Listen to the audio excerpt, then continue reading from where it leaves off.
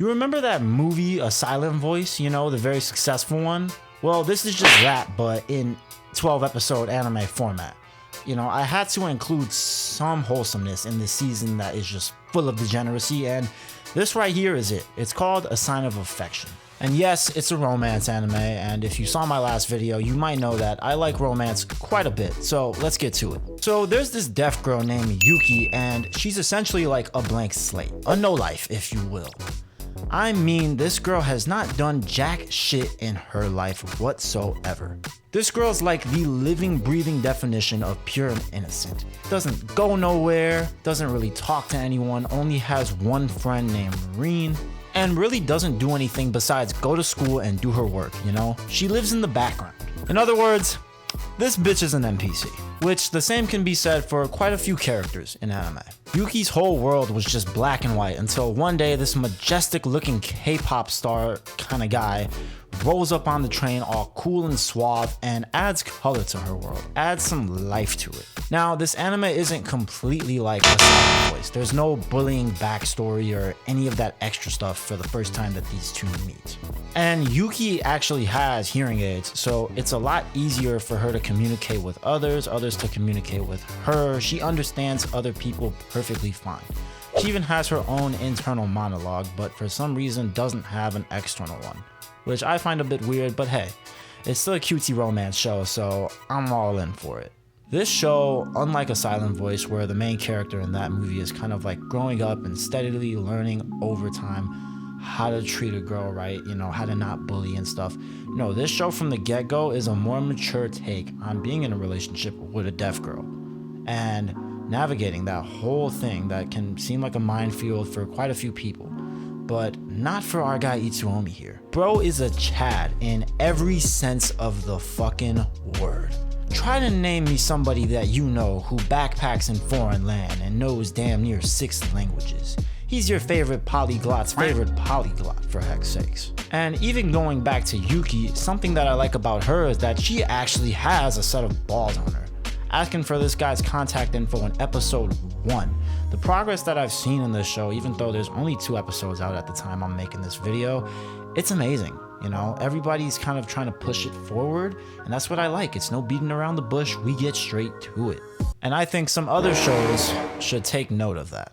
I think A Sign of Affection is going to be that one show this season that everyone can just unanimously agree it makes you feel good, it's nice and wholesome, it's just comfortable.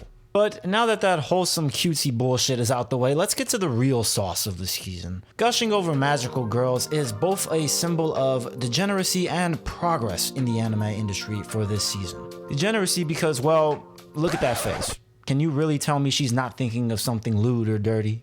And progress because it's uncensored. I mean, I have to show the censored version for YouTube, but best believe when I'm by myself, I'm throwing on the uncensored version any day of the week. We don't often get uncensored anime, so whenever we do, it's like a treat for us anime fans, and having this show and Chain Soldier in the same season is like a godsend for these cold winter nights, not gonna lie.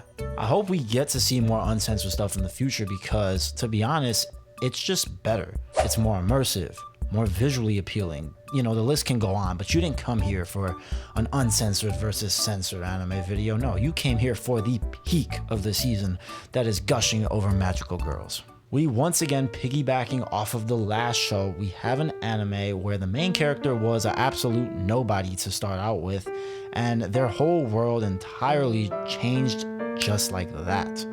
But this one is not in a very wholesome way, but still a pretty good way, in my opinion. Such a good way, even though it's on the complete opposite end of the spectrum here. This is a world where monsters have invaded and the magical girls have to fight them off.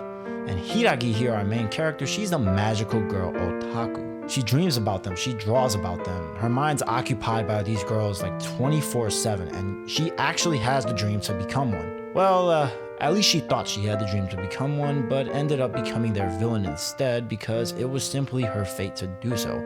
But thank the Lord that this was her fate instead. Since she's a villain, she can really lean into her true character, you know, her true nature, aka the horn dog in her. But to be honest, this show is pretty damn relatable. Not the whole magical powers and all that crap, and we get to see a character that leans into her intrusive thoughts, and these intrusive thoughts probably represent a good portion of society here.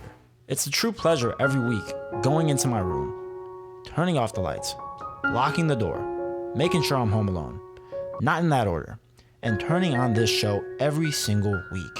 We've had anime in the past where the main character is a villain, but we've never had one where the main character is this much of a sadistic villain. And me and a bunch of other people are happily going to tune into it every single week. Now for the next one. You know I gotta talk about the face you make when you know you're about to roast the living fuck out of somebody. Solo Leveling is one of the most beautiful and gut-wrenching displays of human nature that we have in anime. In a world where your power level is fixated from the start, you would think that the strongest people are always going to be above the weakest people, but that's not the case entirely. It's all about the grind set. Never back down, never what? Nah, fuck that shit, man. I got kids, man. You see, folks, this is why we never back down. Our main character, Sung, he's not really living the best life.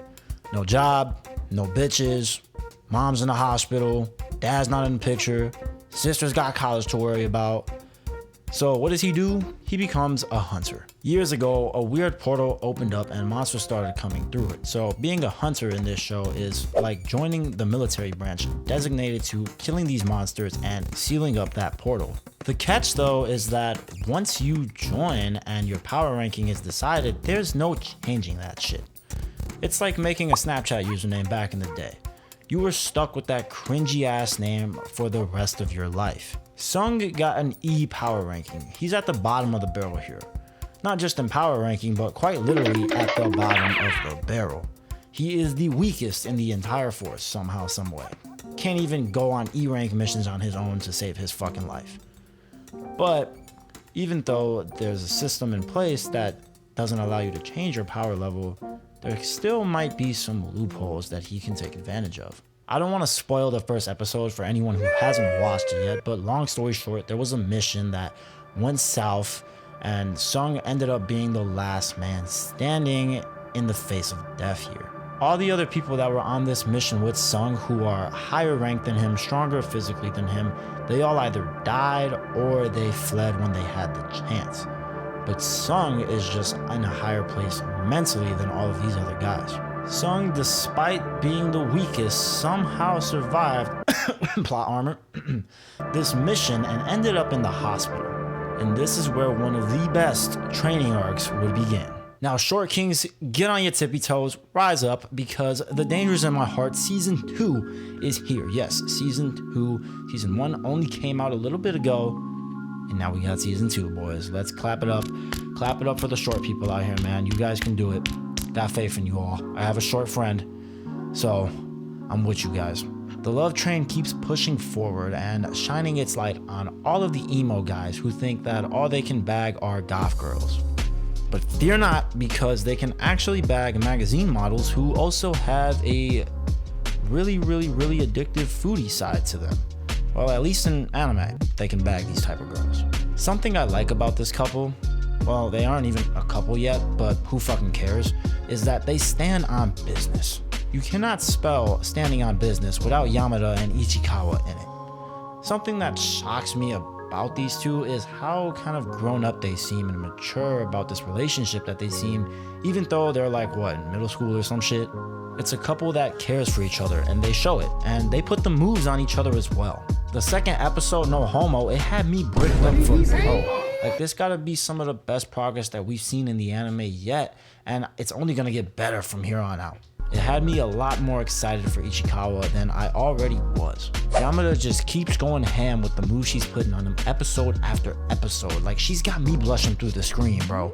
They're both being a lot more bold to each other this season, and I'm here for it, especially on Ichikawa's side. He's starting to come out of his shell a lot more, and is he gonna be like an extrovert by the end of the season or the end of the show? I don't think so. That's just not his personality, it seems like. But at least he's getting a lot more comfortable around people in general and just, talking to new guys and new girls and all that stuff. And I'm also glad that he's done with that whole I want to murder this bitch facade, because Oh, that shit was cringe, man. Thank goodness it was just a phase. That's what my mom thought about me watching anime, and years later, it's unfortunately not just a phase. I'm sorry, Mom. You ever wonder what a villain does in their spare time? Like, think about a cutscene in one of the Batman games. Let's take Arkham Asylum. You know, the Joker talks his shit, he dips. What does he do while Batman's distracted with his goons or other enemies, right? Like, does he just wait around for Batman to slide back? Does he quietly calculate and plot more devious plans? Or does he go to the zoo to look at animals like the main character in Mr. Villain's Day Off does? This is a nice, detailed slice of life on what a villain who plans to destroy the entire fucking world decides to do on his day off. Pretty straightforward, am I right? I haven't seen anything like this before, and the cover reminded me of Odd Taxi a little bit, so I decided to give it a watch. This is that show that you can just kind of kick back and relax to week by week. Plotting to take over the world, it can be kind of stressful, and this devious ass dude just needs some time to himself every once in a while. He needs to relax, to chill out, to go to the zoo and look at pandas as a form of therapy a little bit, and buy snacks at the convenience store as well, because Lord knows, villains ain't got time for that shit most of the day. And what's even better about this is that this villain has somewhat of a heart. He's pretty nice to kids.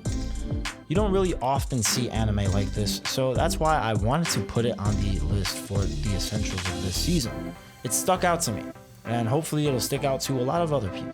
It kind of gives a realistic sense of what villains might actually be like. Because you know damn well villains do not just sit around all damn day on their throne staring at the wall for hours waiting for the hero to make a next move. Like, come on, man, you gotta be doing something, right? This guy puts an end to the stigma, if there ever was one in the first place. You know, I could just be talking out of my ass for all I know. Like, just imagine what Madara's devious ass does in his free time. Maybe he talks to himself. Maybe he has a secret hobby. You know, he looks like the kind of guy who would smoke cigars if he had them in that age, to be honest. Anyway, this about wraps up the list, but I do have one honorable mention here. Classroom of the Elite Season 3. I was a bit torn on whether to put this one on the list or not, because on one side, anime fans absolutely love this shit, but light novel fans absolutely hate it. I feel like with Classroom of the Elite, you gotta watch the anime first before you read the novel just to appreciate how much better the novel is. I went through this rite of passage myself a few years back. All of the detail, the internal monologues, the big IQ plays, the little shit just gets cut out in the anime, and you're missing so much of the full package. I literally cannot even exaggerate how much anime-only watchers miss out on by not reading the novel. And yes, it is a light novel adaptation, and with any light novel adaptation, you know, stuff is gonna be skipped. But nothing gets skipped like they do it in Classroom of the Elite. Wrapping up an entire volume in just 2 episodes in this latest season, skipping entire volumes in past seasons. You get it. Maybe I do have a little bit of bias here because I am a novel reader, but back when I was an anime-only guy during Classroom of the Elite Season 1, I loved it. And I was excited for a Season 2, and I felt like I got a very good show. Until I picked up that novel and found out that I didn't even get the tip of the iceberg here. This one really does just depend on like what side you're on, you know, if you're anime only or if you're an LN reader. You could just swap it out with something else that's in the list for all I give a fuck about. But anyways, that has been it. Winter 2024 Anime Essentials.